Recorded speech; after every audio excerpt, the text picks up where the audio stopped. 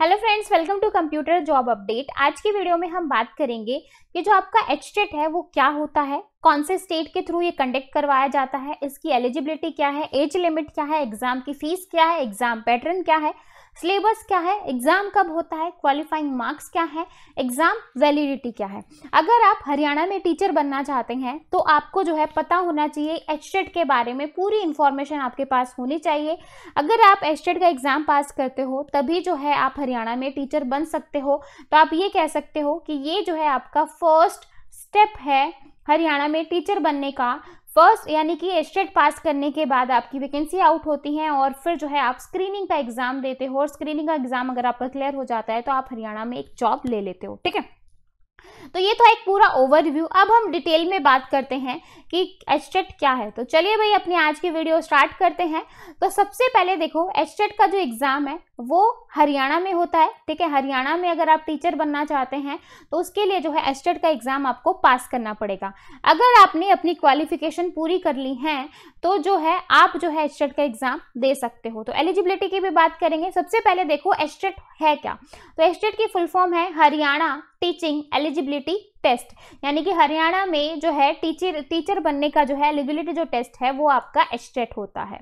Clear है, ये जो है आपका एचबीएससी के थ्रू कंडक्ट करवाया जाता है। अब इसकी एलिजिबिलिटी क्या है, एलिजिबिलिटी क्या है भाई, देखो एक तो होता है प्राइमरी लेवल, है ना, ये तो आप सबको पता है कि जो स्कूल में प्राइमरी लेवल के टीचर अलग होते हैं। उसके बाद जो है आपके 6 to 8 टीचर अलग होते हैं जिनको आप टीजीटी टीचर कहते हो।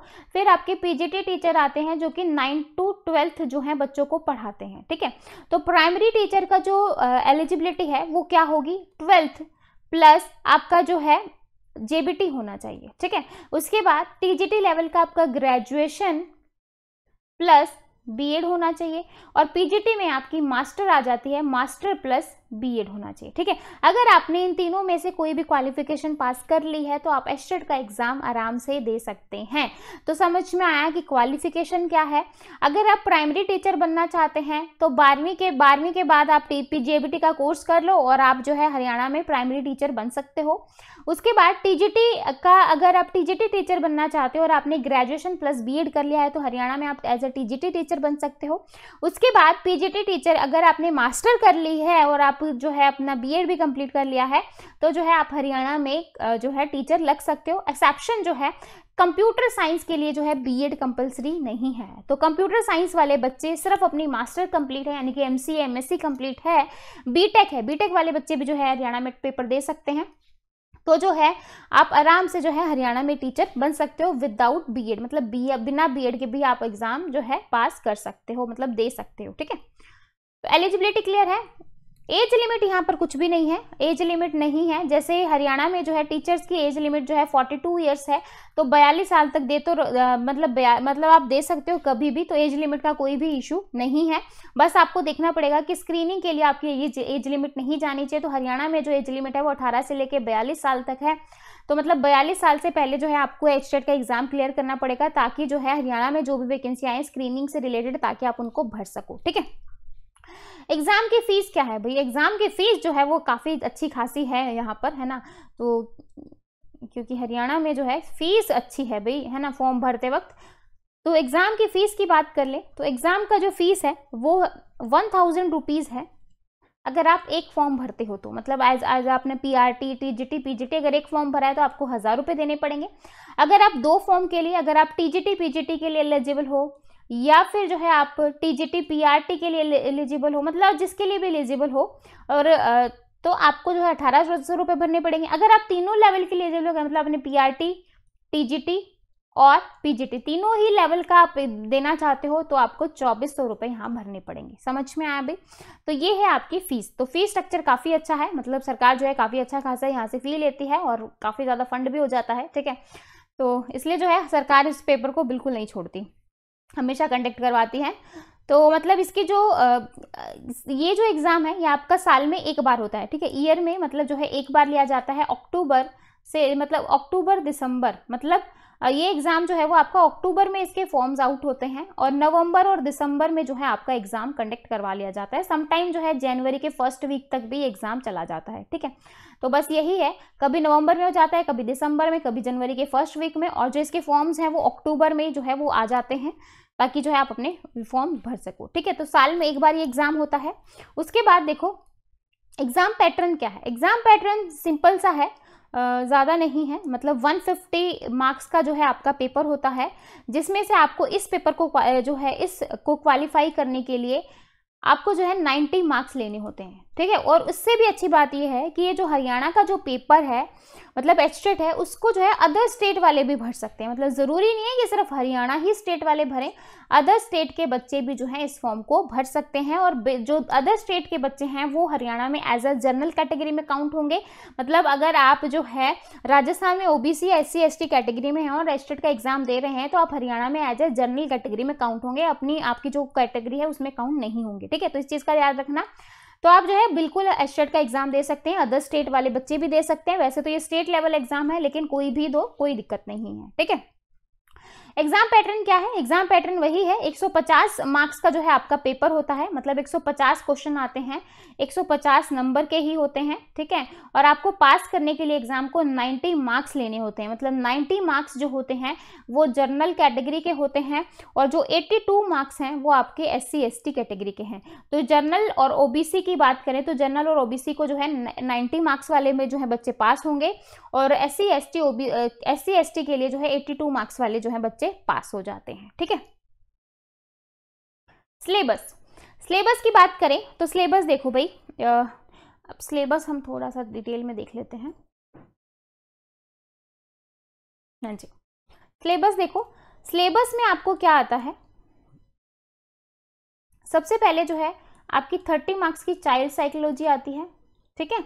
फिर आपके 15 मार्क्स की हिंदी, 15 मार्क्स की इंग्लिश, और जो है 10 मार्क्स का जो है आपका मैथ, 10 मार्क्स की रीजनिंग, और 10 मार्क्स का जो है आपका हरियाणा जीके। तो टोटल जो है ये 90 मार्क्स जो हैं वो सभी के लिए कॉमन है, चाहे वो PRT हो, चाहे वो TGT हो, चाहे वो PGT हो, ठीक है। तो जो है 90 मार्क्स PRT के लिए भी सेम सिलेबस है, TGT के लिए भी सेम है, PGT के लिए भी सेम है, ठीक है। तो ये 90 मार्क्स सभी के लिए कॉमन है। तो इसमें क्या होता है, बस PRT के लिए जो क्वेश्चंस का लेवल है वो PRT के अकॉर्डिंग हो जाता है, TGT में TGT के अकॉर्डिंग, और PGT में जो है थोड़ा हाई लेवल आ जाता है। उसके बाद जो आपका 60 मार्क्स बच गया, मतलब 90 मार्क्स का तो ये हो गया 30, और 15 15 30 60, और 60 और 30 90, ठीक है। तो 90 मार्क्स का तो ये हो गया। बाकी जो 60 मार्क्स है वो आपका जो है PRT में जो है मैथ्स और EVS आ जाएगा, और जो आपके TGT और PGT हैं वहाँ पर आपका सब्जेक्ट रिलेटेड आ जाएगा। जैसे आप कंप्यूटर साइंस के बच्चे हो तो आपका जो 60 मार्क्स का जो पेपर होगा वो कंप्यूटर साइंस का होगा, ठीक है। तो आपका जो भी सब्जेक्ट है, बाकी जो मार्क्स हैं वो आपके सब्जेक्ट रिलेटेड होंगे, ठीक है। क्लियर है? अब एग्जाम कब होता है? एग्जाम मैंने आपको बता दिया है। एग्जाम जो है वो आपका साल में एक बार कंडक्ट करवाया जाता है, और जो कि अक्टूबर में फॉर्म्स आउट होते हैं, नवंबर और दिसंबर में आपका एग्जाम हो जाता है, ठीक है। तो ये आपके एग्जाम की है, एग्जाम कब होता है। उसके बाद देखो, उसके बाद और क्या रह गया है, क्वालिफाइंग मार्क्स मैंने आपको बता दिए हैं। क्वालिफाइंग मार्क्स जो है वो आपके 60% होने चाहिए, ठीक है। तो 60% होने चाहिए, तो 150 का जो 60% है वो आपका होता है 90 मार्क्स, ठीक है, जो कि जनरल और ओबीसी के लिए हैं हरियाणा स्टेट के, और बाकी जो अदर स्टेट के जो SC ST के हैं उनके लिए भी 90 ही होगा। और अगर आप SC ST कैटेगरी के तो आपको 82 मार्क्स वाले भी बच्चे पास हो जाते हैं, ठीक है। अब जो है वैलिडिटी क्या है एग्जाम की, अगर वैलिडिटी की बात करूं तो वैलिडिटी जो पहले होती थी वो 5 इयर्स थी, ठीक है। लेकिन अभी लास्ट ईयर जो है इसकी वैलिडिटी को एक्सटेंड कर दिया है, बढ़ा दिया है 7 साल के लिए। तो 7 साल मतलब 7 ईयर जो है इस एग्जाम की वैलिडिटी हो गई है। मतलब अब अगर आपने जो है 2021 में, मतलब जो अगर आपने 2020 में एचटेट का एग्जाम क्वालिफाई किया है तो 2027 तक आप वैलिड हो। मतलब अगर कोई फॉर्म आता है इनके बीच में तो आप जो है तब तक जो है आप आराम से जॉब ले सकते हो। अगर आपका जो है एचटेट की वैलिडिटी वो हो जाती है, खत्म हो जाती है, तो आपको फिर से जो है एचटेट का एग्जाम पास करना पड़ेगा दोबारा से स्क्रीनिंग का एग्जाम देने के लिए, ठीक है। तो ये थी आपकी वैलिडिटी की बात।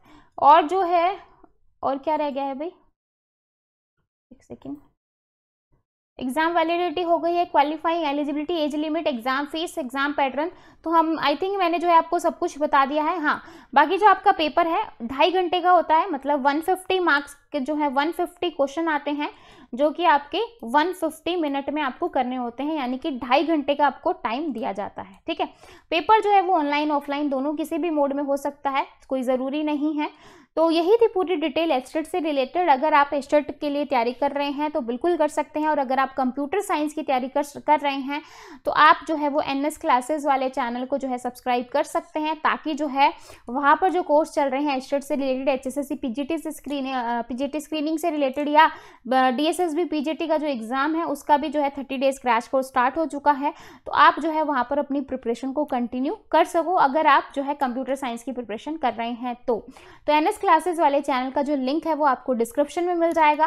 प्लस अगर आपको नोट्स एंड पीडीएफ चाहिए तो जो है आप जो है टेलीग्राम चैनल को ज्वाइन कर सकते हैं, टेलीग्राम चैनल का लिंक भी जो है आपको डिस्क्रिप्शन में मिल जाएगा। ठीक है, तो आई होप आपको वीडियो जो है वो अच्छी लगी है तो हमेशा की तरह चैनल को लाइक करो, शेयर करो, सब्सक्राइब करो ज़्यादा से ज़्यादा, ताकि जो है और बच्चे भी हमारे साथ जुड़ सकें।